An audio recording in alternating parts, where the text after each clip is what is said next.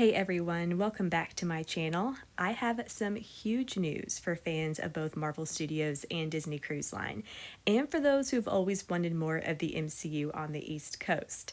So, the Disney Destiny, which is the upcoming sister ship to the Disney Wish and Disney Treasure, isn't only featuring a kind of surprising heroes and villains themes, but now apparently a Marvel Studios focus. Leading up to this year's D23, Disney dropped a ton of news in advance about this November 2025 ship. Some were good, some were definitely surprising, and some may be a little disappointing. I'll get into that later on in this video. But the biggest bombshell of them all was the reveal that some really important areas on board will be themed to heroes from the Marvel Cinematic Universe. And this is a massive deal because I can't recall a single Disney franchise, unless you want to consider the Disney Princess brand, getting so much real estate on a single ship. Plus, Disney's use of Marvel is severely limited on the East Coast and at Walt Disney World due to a contract with Universal Orlando. But that doesn't apply to cruise ships or the open ocean. So maybe this is Disney's solution to that contract. Clearly, there's a lot to unpack and analyze here, so hang with me because we're going to dig into all the new Marvel experiences that are coming to the Disney Destiny and what they mean. And I'm going to start with the biggest surprise to me personally, which is a Black Panther Wakanda Grand Hall aboard the Destiny. I've been speculating for months, and you probably know this if you watch my videos, that Wakanda is coming to Disneyland. And while I still think that is possible, we now know Wakanda will exist at sea as the theme of the Destiny's Grand Hall, and this is also known as the Grand Atrium. It's like the lobby of the ship, it's where you enter. And this Grand Hall will feature an impressive Black Panther statue. This is the Black Panther played by Chadwick Boseman. And it will also have a vibranium-inspired chandelier or light fixture. And in case you're unaware with the Marvel lore, vibranium is a really important and rare metal that gives Wakanda its power and technology. It also made Captain America's shield, so it's really important to the on-screen universe. And you also probably know that Disney Cruise Line chandeliers are unique to each ship and very, very important. So this one is going to have a vibranium theme. I did like what Disney had to share about their approach to this space. This really impressed me. For instance, they noted that Imagineers actually worked with Black Panther's award-winning costume team. That's a great indication we're going to get lots of texture, color, and detail in the atrium, and it's going to complement what we actually know from the on-screen movies. Also, the vibranium light fixture has been described as generating show-stopping effects that will fill the room with life and color. And I have to wonder if fans are going to hear the sound vibranium makes in the movies. And like I said, maybe there'll be a reference to Captain America's shield somewhere in this hall, since it's also made of vibranium. Now, even though the concept art Disney shared at this point is pretty vague, it does look like the Grand Hall will be brighter than the treasures, which I'm really glad to see. It also looks like we're getting a purple carpet, and that is perfect for Black Panther, as purple is a major color in that movie, and it's for the purple herb that gives Black Panther his power. But the Grand Hall is only the beginning of the Destiny's MCU inspirations. Disney also announced Saga. That's it. That's its name. And while Disney didn't say this, I think it has to be a reference to how Marvel Studios groups their films, like the Infinity Saga and the Multiverse Saga. But anyway, it sounds like Saga is going to be where Luna is on the Disney Wish, as it's described as a 2-story venue. Disney also noted that it's going to take cues from the architecture of Wakanda, while also being a dramatic counterpart to the Grand Hall. Just what that means, I'm not sure, but I do like that they are extending the Black Panther Wakanda theme to another part of the ship. The next reveal, I can't say I'm all that excited about, because few guests will ever get to see it. But the Destiny's Tower Suite, which is the suites housed inside one of the ship's funnels, will be themed after Tony Stark's Iron Man. Disney described this space as being sleek and industrial with armor like materials and mechanical elements, very much like Iron Man. But since Tony Stark was a billionaire in the movies, of course it's going to be upscale. The concept art was pretty subtle in terms of theming. I'm hoping they really flesh it out more in the future, but I fully expect there's an arc reactor and Iron Man helmets on those shelves. The next reveal was a SpiderMan Stern character. Apart from the Black Panther themed Grand Hall, the best evidence for why the Destiny appears to kind of be an MCU cruise ship is that Spider-Man is the Stern character. And in case you're unaware, Stern characters are a Disney tradition. They're those giant Disney characters around the back of all the ships, usually hanging, hovering, or painting the back. And for the Destiny, Disney has chosen Spider-Man, but he's not alone. He also has spider bots along with him, helping to paint the back. And these spider bots are actually from his attraction at Avengers Campus, the Web Slingers attraction. Seems like Disney now has a reason to sell spider bots outside of Avengers Campus, so perfect synergy and marketing at work here. But what I really like about this is that the spider bots are wearing accessories they would find on board, like an inner tube and a snorkel, so I give them bonus points for personality. I also noted that the gold filigree surrounding the Destiny name looks like stylistic spider webs. So not only does this work for the web slinger, but it shows just how different and how Marvel this ship truly is. The fifth Marvel announcement that Disney made for the Destiny is the Sanctum. And I know a lot of Marvel fans are excited about this. Me, not so much, as I don't really love Doctor Strange and his lore, but I get why it's a good choice for a lounge because Disney, of course, is going to create all kinds of creative beverages with cool magical presentations.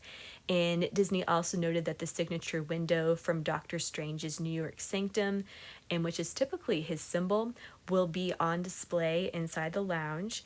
And Disney also alluded to mystical items being on display. So I think fans should expect some MCU Easter eggs hidden in here. The next big announcement, the sixth announcement, is an Avengers Concierge Lounge. So again, this isn't a favorite of mine, but mainly because it's paywalled. But as a Marvel fan, I'm impressed with how committed Disney is to the MCU on this ship to create an Avengers-themed lounge for its highest-paying guest. Now, we don't know much about the lounge. Disney kind of kept the details pretty limited, probably because the decor itself in the lounge will be subtle, but Disney did say it's going to have a Manhattan flair and likely a nod to Avengers Tower. Now, remember when I said earlier on in my intro that some things about this ship may be seen as disappointing?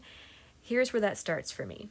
While the Disney Treasure, which is set to launch this December, is repeating a few things from the Disney Wish, like the 1923 restaurant and the Oceaneers Club, the Disney Destiny appears to be replicating even more experiences and offerings from its sister ships, with one of them being Worlds of Marvel, and specifically the Disney Treasures Worlds of Marvel. So Disney's seventh announcement, or seventh MCU announcement for the Destiny, is the Worlds of Marvel from the Treasure. We haven't seen this yet because, again, the Treasure hasn't set sail, but we know that in addition to Avengers Quantum Encounter, which was introduced on the Disney Wish, the Worlds of Marvel on the Treasure will be have a different show called Marvel Celebration of Heroes Groot Remix. So it will feature Rocket and Groot from Guardians of the Galaxy. It will have an awesome mix of 70s and 80s music, and guests will have a chance to compete in trivia. So, but instead of the Destiny offering yet another new Marvel show for its own Worlds of Marvel, it's just offering Groot Remix, and I find that disappointing because we had the chance to have a third new Marvel show. So again, disappointing in its replication. And then the eighth MCU announcement they made for the Destiny is that the new ship is going to offer the same Marvel Superhero Academy at the Oceaneers Club as both the Treasure and the Wish. So again, further duplication. I'm hoping that maybe they'll have something new in store. There'll be some different details aboard the Oceaneers Club, but that remains to be seen at this point. But interestingly enough, I don't think that's where this copy and pasting of Disney Cruise Line experiences end.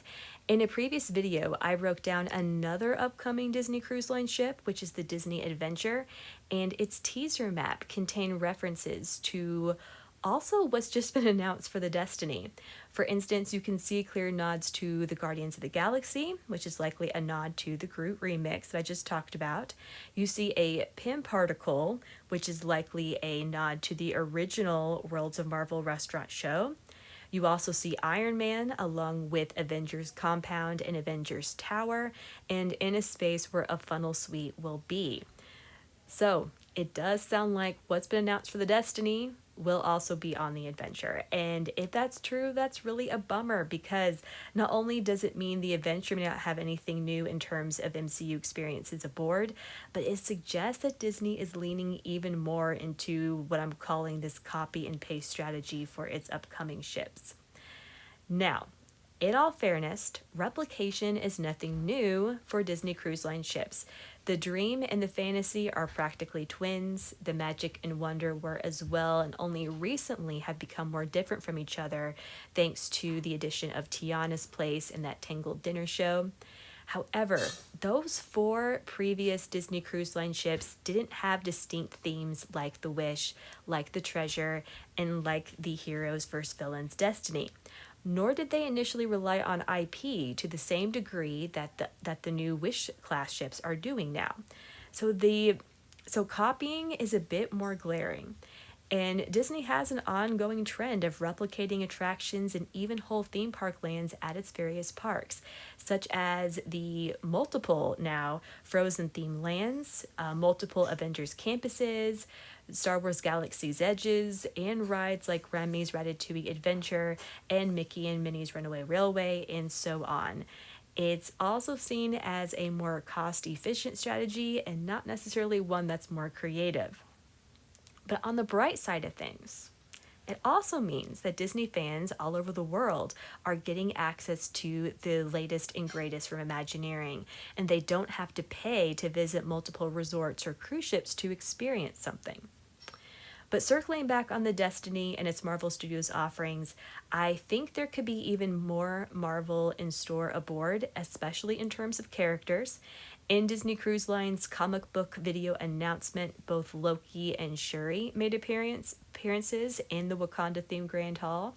And I can't imagine that the Dora Milaje, which have been at Avengers Campus at Disney California Adventure, won't have some sort of a presence on board the Destiny too. But finally, while the Destiny's hard focus on the MCU really surprised me, I was equally shocked by the fact that there's nothing related to Star Wars that has been announced for this ship or any other upcoming Disney Cruise Line ship so far. And in terms of the film and streaming side of the company, it seems like Disney is making a statement with the Destiny, showing confidence in the Marvel brand instead of the Star Wars brand. And that makes me wonder if I should have doubled down on my Marvel predictions for new lands and attractions for the Disney parks. Perhaps this pre-D23 Disney Cruise Line announcement blitz was a bit of foreshadowing. It'll be interesting to see when the Horizon Showcase takes place later this week. So that's the Disney Destiny, or aka Disney's unofficial Marvel cruise ship. And if you too were kind of shocked by all of the Marvel that's going to be on board, please give this video a like and let me know. And if you enjoy Disney Park news and analysis, or just simply escapes to the Disney Parks or Disney Cruise Line, please consider subscribing to this channel. It really does make my day, and a ton of content is on the way thanks to D23 in the next few days. But regardless, thank you so much for watching, and I hope you have a magical day.